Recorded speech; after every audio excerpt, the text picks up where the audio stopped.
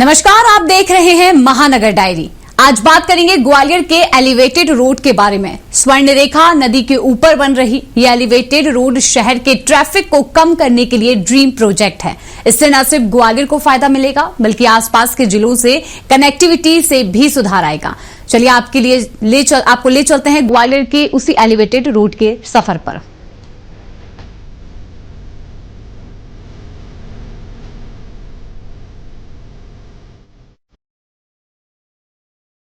देखिए, ग्वालियर में जो एलिवेटेड रोड है, नितिन गडकरी द्वारा यहाँ पर भूमि पूजन किया गया था और ये एलिवेटेड रोड ग्वालियर शहर के लिए एक बड़ी सौगात बताई जाती है और है भी, क्योंकि ये लगभग 14 किलोमीटर जो स्वर्ण रेखा नदी है उसके ऊपर बनाई जा रही है। और यहाँ एलिवेटेड रोड के बनने के बाद जो लोगों को यातायात का परेशानी का सामना करना पड़ता था, लोग जाम में फंसते थे, वो अब इस रोड पर बनने के बाद सीधे जहां वो जाना चाहते हैं वहां वो पुल के ऊपर से, मतलब स्वर्ण रेखा नदी के ऊपर से जा सकते हैं। स्वर्ण रेखा नदी पर बनने वाली एलिवेटेड रोड अब आकार लेने लगी है। 1500 करोड़ की लागत से नदी के ऊपर बनने वाली प्रदेश की ये पहली 25 किलोमीटर लंबी रोड होगी।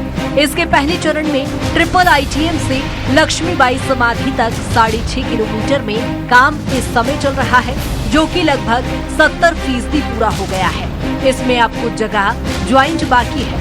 उम्मीद है कि इस रोड के बनने के बाद शहर की सड़कों से 70 से 75% तक ट्रैफिक लोड कम हो जाएगा। पहले चरण में लक्ष्मीबाई समाधि स्थल से ट्रिपल ITM के पास का काम इस साल पूरा हो जाएगा। एलिवेटेड रोड को लेकर स्थानीय व्यापारियों, वाहन चालकों और आम नागरिकों में उत्साह है। उम्मीद ये भी है कि ये एलिवेटेड रोड ग्वालियर के इंफ्रास्ट्रक्चर को एक नई पहचान देगा। शहर को मेट्रो सिटी जैसे आधुनिक रूट सिस्टम का अनुभव मिलेगा। साथ ही पर्यटन, व्यापार और लोकल कनेक्टिविटी को भी बड़ा फायदा होगा। देखिए, ग्वालियर में जो एलिवेटेड रोड है, नितिन गडकरी द्वारा यहाँ पर भूमि पूजन किया गया था और ये एलिवेटेड रोड ग्वालियर शहर के लिए एक बड़ी सौगात बताई जाती है और है भी। कुछ लोग भी यहाँ पर मौजूद हैं, उनसे भी हम चर्चा कर सकते हैं कि एलिवेटेड जो रोड बन रही है इससे कितना शहर को, आम लोगों को फायदा हो सकता है। देखो, जो कार्य हो रहा है वो अगर ये हो जाए, बन पाए, काम हो जाए तो अच्छा है शहर के लिए। अभी तो बहुत सारी परेशानियां हैं, ट्रैफिक इतना है ग्वालियर के अंदर के, कुछ गाड़ियां मतलब चलने के लिए वो नहीं है। मतलब अभी बहुत समय लगता है, वो लोगों का बच जाएगा, मतलब भीड़ भाड़ में जाने से बचेगा। एक तरह से मतलब जाम से मुक्त हो जाएगा वो। जाम से मेरा ख्याल है आने वाले समय में हमारे जो हजीरे के व्यवसायी लोग हैं उनको सबसे ज्यादा लाभ होने वाला है। क्या है कि हजीरा चौराहा बाजार बहुत व्यस्तता का क्षेत्र है, तो एलिवेटेड रोड जब बन जाएगा तो जिस आदमी को अगर हजीरे से सेवन नगर जाना है तो डायरेक्ट सेवन नगर जाएगा।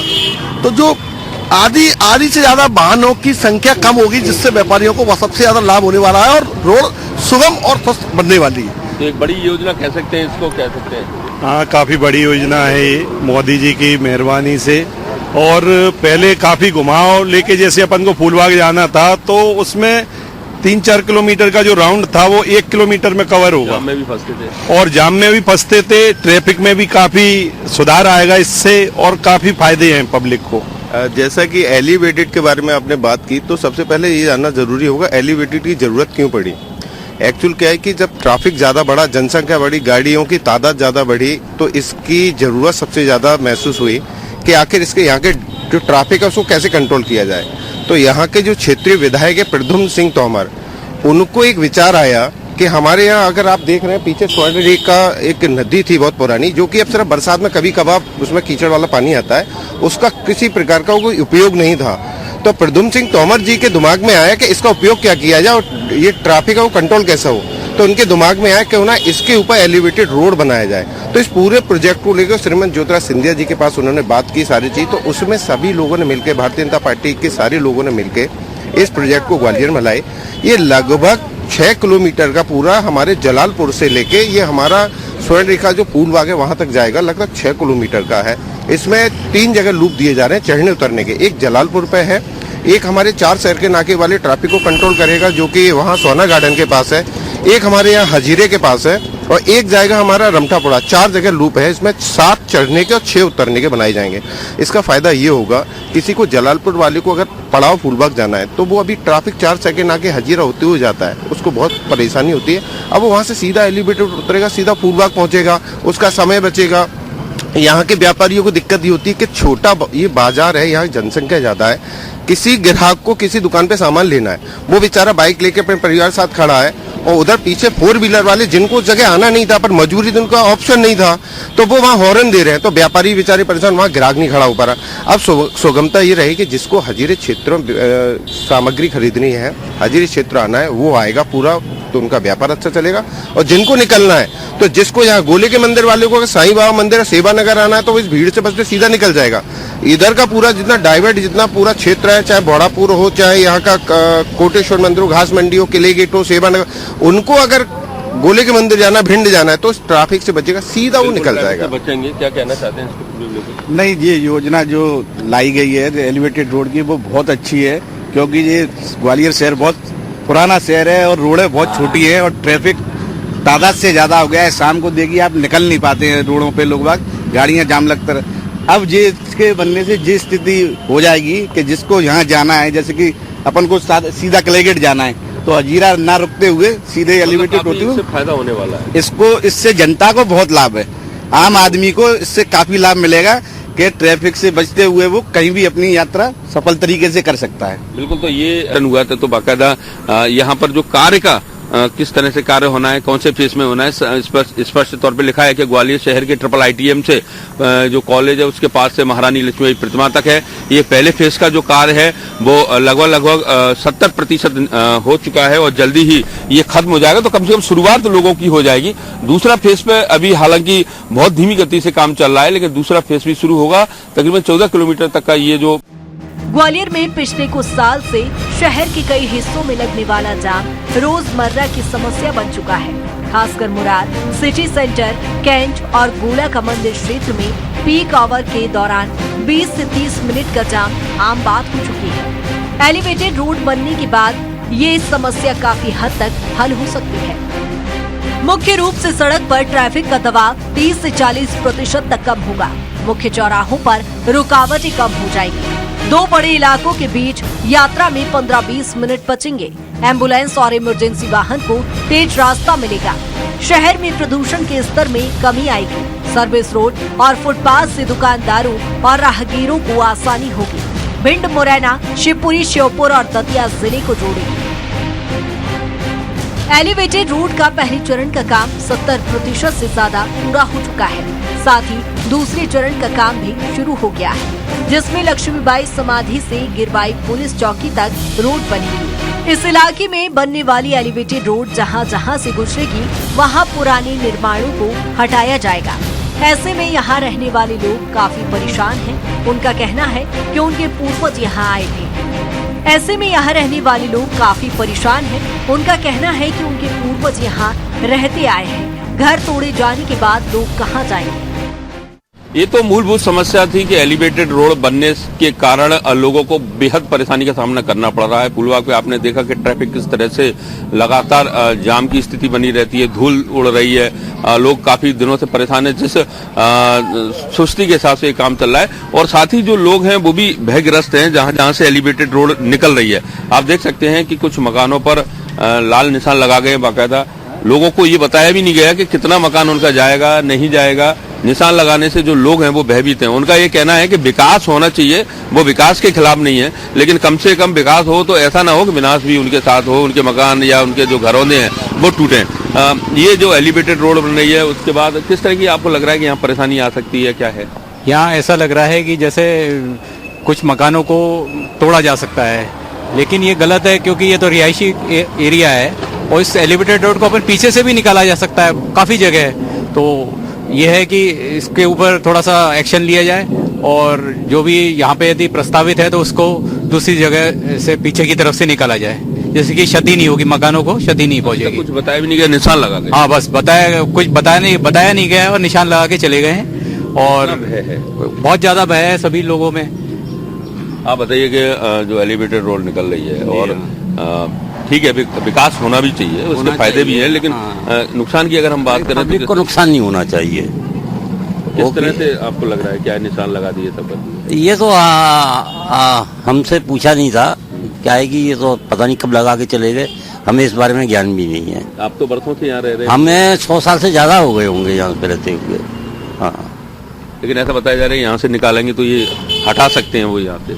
अब सब हटा सकते हैं या नहीं, ये सरकार है। वैसे अगर देखा जाए तो नदी के साइड में बीचों बीच इधर कितनी जगह है, अगर वहाँ से किया जाए तो किसी की कुछ क्षति भी नहीं पहुँचेगी और उनका भी काम हो सकता है। परेशानी तो काफी आएगी, हम तो बिल्कुल नाले किनारे ही बैठे हुए हैं, हमें तो हमारा तो मकान जा सकता है पीछे से। वैसे अगर वो सरकार चाहे तो नाले ले जा सकती है, नाले में काफी जगह पड़ी हुई है, लेकिन लोगों का नुकसान भी नहीं होगा उससे। अगर ऐसे सीधा डायरेक्ट लिया तो ये तो काफी नुकसान होगा इधर से। ये चला जाएगा, क्या लगता है आपको डायरेक्ट लिया? पता नहीं, ये 35.5 m लिख के हैं और इसका मतलब तो हमें पता नहीं है, शायद 35 फुट हो सकता है। अगर इसका मतलब हुआ तो क्या हालत होगी? क्या हमारा आधा मकान चले जाएगा, क्या बचेगा फिर? इस इलाके में कितने मकान जाते? कम से कम करीब 10-12 मकान होंगे इधर के चले जाएंगे। हाँ, तो पूरे जो अगर बात करें वहाँ तक बहुत मकान होंगे फिर। कम से कम 100-150 मकान बैठेगा ऐसे तो। थोड़ा बहुत मकान नहीं है, 100-150 यहाँ से यहाँ तक आधा किलोमीटर के एरिया में तो 10-12 मकान है, उसके आगे भी काफी मकान है, काफी नुकसान होगा ये तो। भय है, पता नहीं है क्या होगा।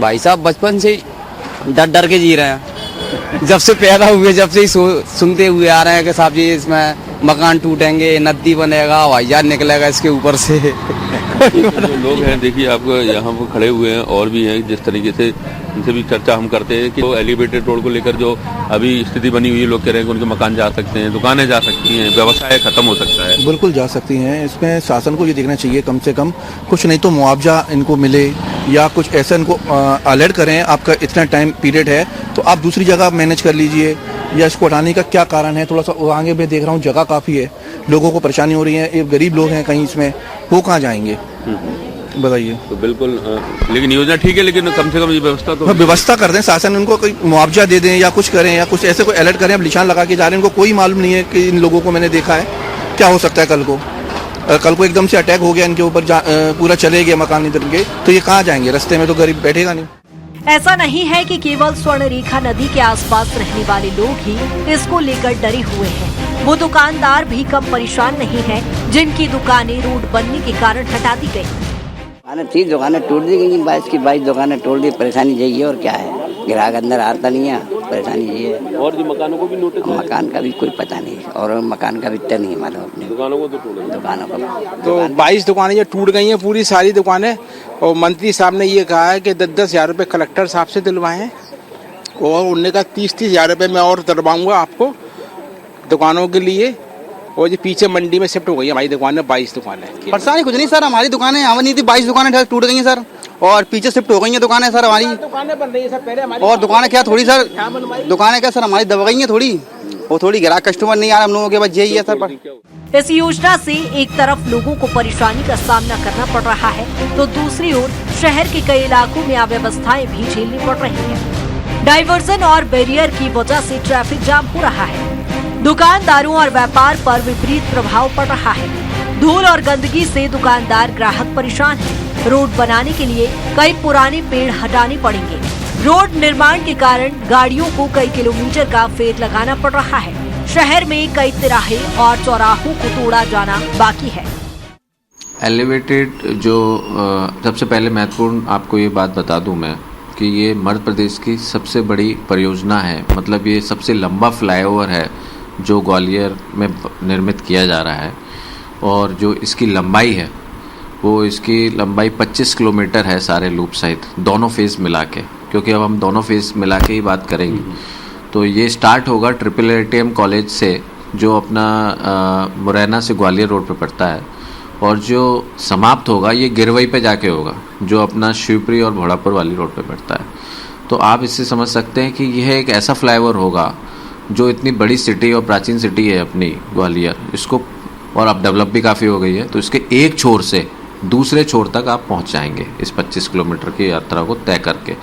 और जो अभी शहर में कंजेशन है, आपको पता है कि छोटी छोटी गलियां हैं, जैसे गिरवई साइड और हनुमान बांध साइड छोटी छोटी गलियां हैं, इतना ट्रैफिक कंजेशन हो जाता है कि लोग निकल नहीं पाते, बाजार लग जाता है शाम को। तो जो लोग मुरैना साइड से आ रहे हैं, जैसे किसी को जयरोग अस्पताल जाना है, तो वो सीधे वहाँ से IIITM से चढ़ेगा और सीधे नदी गेट उतर जाएगा शहर को पार करते हुए। इससे क्या है, स्वास्थ्य की सुविधा सबसे अच्छी मिलेगी। कुछ ट्रेनें ऐसी हैं, जैसे आप जानते हैं कि जो मुरैना नहीं रुकती हैं, तो रेलवे स्टेशन भी वो सीधे आ जाएगा फूलबाग पे। और आपको पता है कि बाड़ा छोटा, मतलब अपना जो बाजार है बाड़ा, आज भी 90% लोग बाड़ा जाते हैं। तो बाड़ा पहुंचने के लिए बहुत परेशानियों का सामना करना पड़ता है, जो दीनदयाल नगर साइड से आ रहा है, जो शिवपुरी साइड से आ रहा है, जो ग्रामीण क्षेत्र का आदमी आ रहा है। तो अपन इस फ्लाईओवर से, जैसे दीनदयाल नगर साइड से आ रहा है, तो वो फूलबाग से चढ़ जाएगा और सीधे जिवाजीगंज उतरेगा और 100 मीटर पे बाड़े पहुंच जाएगा। एलिवेटेड रोड का अधिकांश भाग ग्वालियर 15 विधानसभा में आता है, जहां से मंत्री प्रद्युम्न सिंह तोमर आते हैं। उनका कहना है कि इस योजना के लिए केंद्रीय मंत्री सिंधिया और सीएम ने जो मदद की है, उससे आज योजना अपने अंतिम पड़ाव की ओर बढ़ रही है। ग्वालियर में एलिवेटेड रोड का अधिकांश जो भाग है वो ग्वालियर विधानसभा 15 में है, और इस जो योजना है उसको लाने में सबसे ज्यादा जो महती भूमिका निभाई है वो प्रद्युम्न सिंह तोमर, जो कि प्रदेश के ऊर्जा मंत्री हैं, और ज्योतिरादित्य सिंधिया, जो केंद्रीय मंत्री हैं। ग्वालियर शहर को एक बहुत बड़ी सौगात दी है। हमारे साथ मौजूद हैं मंत्री प्रद्युम्न सिंह तोमर जी। ये एलिवेटेड रोड शुरू होगी मल्लगढ़ा इलाके से और पूरे शहर में जाएगी। कितनी बड़ी योजना है, कितनी आपको मेहनत करनी पड़ी और इससे कितना फायदा होगा ग्वालियर शहर को? सर्वप्रथम तो मैं श्रीमंत ज्योतिरादित्य सिंधिया जी का आभार व्यक्त करूंगा कि उन्होंने उस एलिवेटेड रोड के लिए भारत सरकार के सड़क परिवहन मंत्री नितिन गडकरी जी से मिलकर के, प्रदेश के मुख्यमंत्री जी से मिलकर के उस एलिवेटेड रोड को स्वीकृति कराई। इसके लिए मैं उनका आभार करता हूं। मैं धन्यवाद करता हूं प्रदेश के यशस्वी मुख्यमंत्री डॉक्टर मोहन यादव जी का। आप उस रोड, वो ग्वालियर शहर की यातायात व्यवस्था के लिए जीवन दायिनी का काम करेगा। IIITM से शुरू होगा और जाकर के अंतिम छोर पे जाके सड़क ये गिरवाई नाके पे जाके मिलेगा और पूरे शहर से होके गुजरेगा स्वर्ण रेखा नाले के ऊपर। इसमें ना के बराबर जमीन का भूमि अधिग्रहण भी ना के बराबर हुआ है। मतलब लोगों को कम परेशानी आई है। और आदमी जो वहाँ से चढ़ करके गिरवाई नाके पहुँचेगा, उसे अगर बाड़े जाना है, उसे अगर फूलबाग जाना है, उसे कंपू जाना है, तो वो तमाम रास्ते बीच में से ना जाते हुए सीधे मुरैना से आएगा। अगर उसे सीधे आया और उसे बाड़े जाना है तो बाड़े के वहां पर जाके उतर जाएगा। तमाम शहर का जो ट्रैफिक है उससे बच जाएगा और लोगों को भी ट्रैफिक यातायात पूरा बाधित नहीं होगा और सुगम यात्रा होगी, कम समय में यात्रा होगी। और ये मैं ये कह सकता हूं कि आने वाले दिनों में ये ग्वालियर के लिए बड़ी योजना के साथ साथ मैं कहूं कि इसको जीवनदायिनी, यातायात के लिए जीवन, एक नया शुरुआत, मतलब नए आयाम स्थापित करेगा ये रोड। ये माना जा सकता है कि इस रोड में एक तो बहुत सारे प्रयास तो रही, साथ ही कितना संघर्ष आपको करना पड़ा, क्योंकि बहुत सारे जब कोई अच्छा काम होता है तो कई तरह के रोड़े भी सामने आते हैं।